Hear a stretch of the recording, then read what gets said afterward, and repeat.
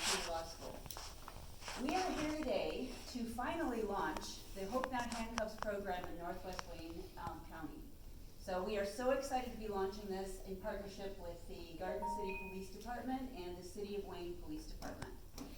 I think that many of you are familiar with how the program works, but I want to give a little description of what this program is going to do for the community.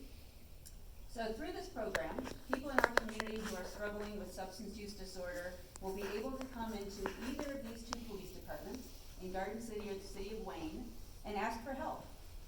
The officer on duty will contact a Hope Not Handcuffs coordinator, and that person will reach out to one of our trained volunteers who will go to the police department, meet with the person, and then assist them in accessing resources for treatment. These trained volunteers, they are really the backbone of our program.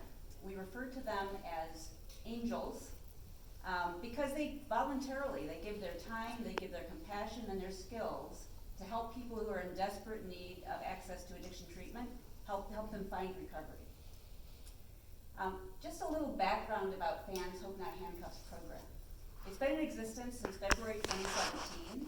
It currently partners with more than 100 police departments throughout the state of Michigan. And as of today, it's offered close to 5,400 people addiction treatment resources or recovery resources through this program. Hope Not Handcuffs also provides trained and certified peer recovery coaches to participants in the program, as well as family recovery coaches for family members and loved ones of people who are participating in the program. The goal of this program is to help everybody who's involved in dealing with this addiction problem, the participants, as well as their family and loved ones, help them find recovery from this disease, from addiction. So I want to say a couple words about stigma. Stigma is a huge problem for people who are struggling with addiction. So many people in our community continue to look down on people who are struggling with this disease, viewing it as a moral problem, essentially a moral failing, rather than the health issue that it is. And because of this stigma, people who are struggling with this disease are often afraid to reach out for help. So, historically, the last place that a person who's struggling with addiction would want to turn to for help is the police department. And that is, of course, because illicit drug use is basically criminal. And there's a lot of criminal behavior that can go on along with the disease of addiction, people struggling with addiction. Inevitably, though, police departments are also often the first people who come into contact with those who are struggling with addiction. Because again, this disease often causes behavior that causes the people who come into contact with law enforcement. FAN's Hope Not Handcuffs program transforms participating police departments from places to fear to places that bring hope. Through the program, struggling individuals who are seeking help know that they can find compassion without judgment, they can find support, respect, and assistance accessing treatment for their disease. Now, due to the coronavirus pandemic, the need for this program has never been greater. The coronavirus pandemic also has delayed our ability to bring this program to Northwest Wayne County, so we're especially happy that the Garden City Police Department and the City of Wayne Police Department has stayed with us through this long period of time as we've waited to be able to move this program forward. During this period of the pandemic, drug overdose deaths have increased more than 31%. This has been true during the first half of 2020. We've reached more than 81,000 drug overdose deaths nationally in the past year, from May 2019 to May 2020. That's more than we've ever had before. The prior year was also very, very high, 70,000 overdose deaths. We've now reached 81,000 nationally, and it's recognized as being caused by the coronavirus epidemic and all of the problems that that's created, including job loss and isolation and that type of thing. Michigan has seen a similar increase in both drug overdoses and overdose deaths. So again, there's never been a more urgent need to find a compassionate and effective path to treatment for people who are suffering from addiction. And so we are thrilled to be launching this partnership today with the Wayne and Garden City Police Departments to expand Hope Not Handcuffs into the Northwest Wayne community, finally. And we want to give a huge thank you to Chief Ryan Strong of the Wayne Police Department and Chief Tim Gibbons of the Garden City Police Department for partnering with us, embracing this program, and embracing FAN. We also especially want to thank our angels, trained citizen volunteers who so compassionately share their time, share their love, share their wisdom to help individuals who are struggling with this terrible disease. So thank you especially to our angels, our Hope Not Handcuffs coordinators, and all those who are working with them to bring help to people who are struggling with this illness. We couldn't do this without you. So that having been said, I want to now invite Chief Gibbons to come to the podium and share a few words.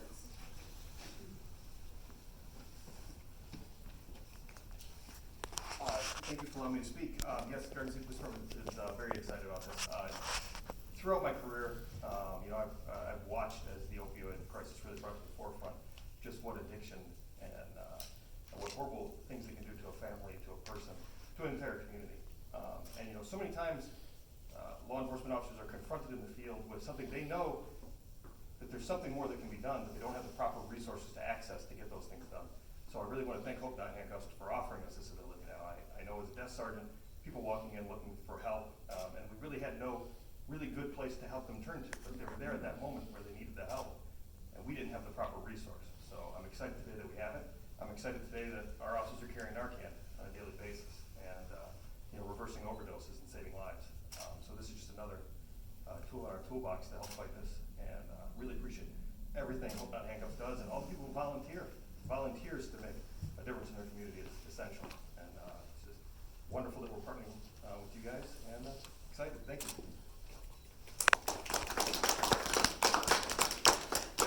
Chief Strong, would you like to say a few?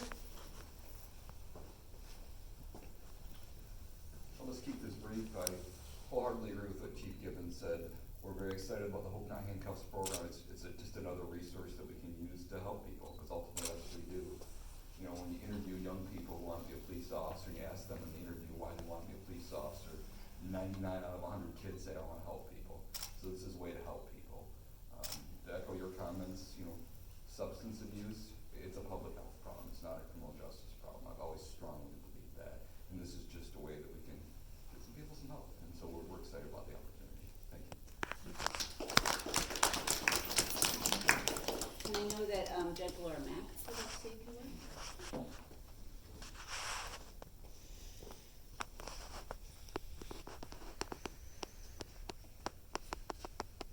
Yes, thank you for the opportunity to welcome Hope Not Handcuffs to the city of Wayne.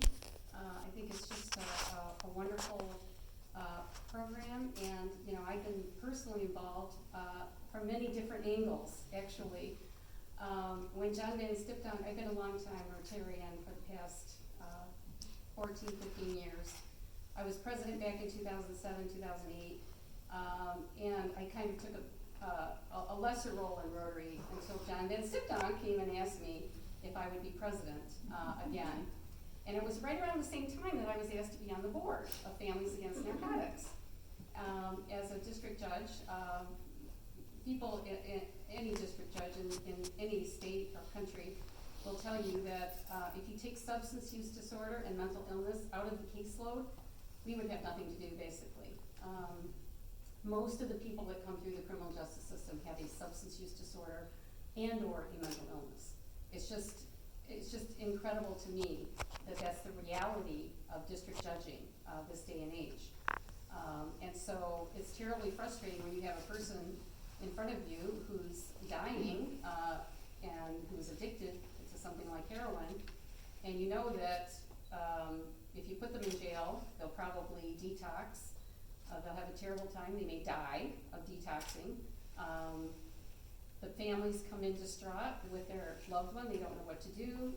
They have no clue where to turn. So when I had the opportunity to get involved with FAN, I welcomed it because it was a way to help people with addiction. And I also had my own personal story with addiction.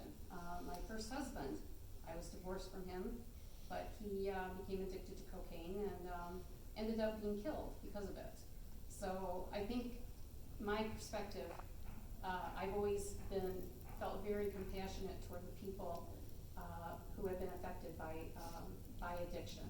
And I vowed at that point in my life that I would do something to help. So when I became a district judge, I had that in mind. When I put people on probation and monitored them, I had in mind that my ex-husband had been on probation and had stayed clean for a year before he went back to the drug and ultimately died. But it was a year that he was clean. And the more that we can do to help people stay clean, the more resources in the community. And the idea that we're there to help, I think, is just so valuable. And when I agreed to be the president of Rotary again, I had in mind that I would partner with Van to do a project in Wayne. And what I wanted to do was help bring Hope Not Handcuffs here. So it's been a long time coming, at least a year and a half, probably more like 2 years. But I'm really glad to see it come to fruition. And I was very excited that the district, 6,400 of Rotary is made up of districts. And our district, 6,400, has 58 clubs. We applied for a grant at the beginning of my year as president it's matching. The district provides some money and our club provides some money. And we were able to get a $5,000 grant. And part of that grant is being used to make these personal care bags for people that are coming through the Hope Not Handcuffs program. These are in the bins. We have more of them, and we will be replenishing the bins as the supplies grow dwindle. We are also going to use the rest of the money that we have left to help people that come through the program who are admitted through Hope Not Handcuffs and who then go into recovery housing. We have adopted a recovery house in Wayne, and we provide monthly dinners to them. And we also are buying things like clothing, winter coats, things like that that they need as they come up. So it's been a really rewarding project for me, and it's just been a great way to show that the community cares. And I think that the more we show that the community cares, the better outcome for the people struggling with substance use disorder. I think they feel alone, they feel ashamed, and I think this helps reduce stigma and shows that there's a community out there that's willing to support them. So I'm very happy to be involved, and thank you so much.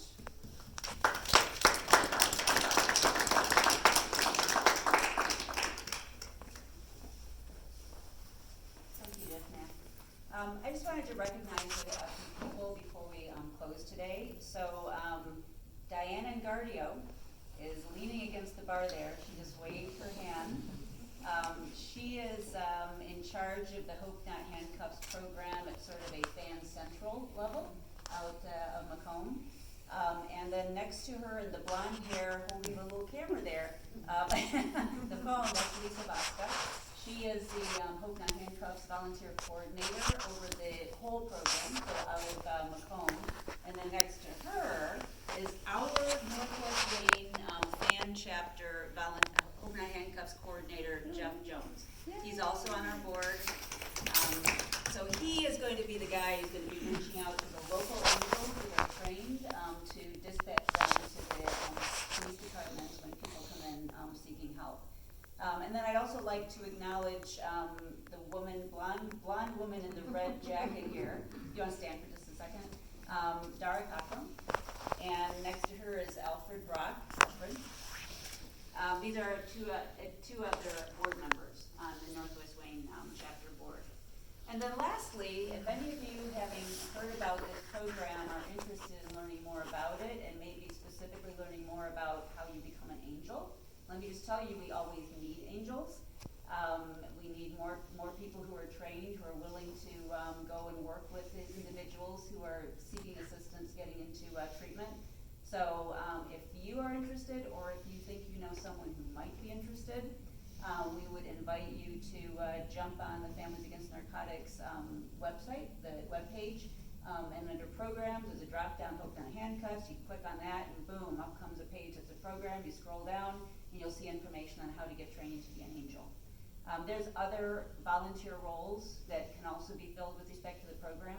So to the extent that you're interested in getting involved with the program at all, again, feel free to contact with Families Against Narcotics through the webpage. We'd love to hear from you. Thank you.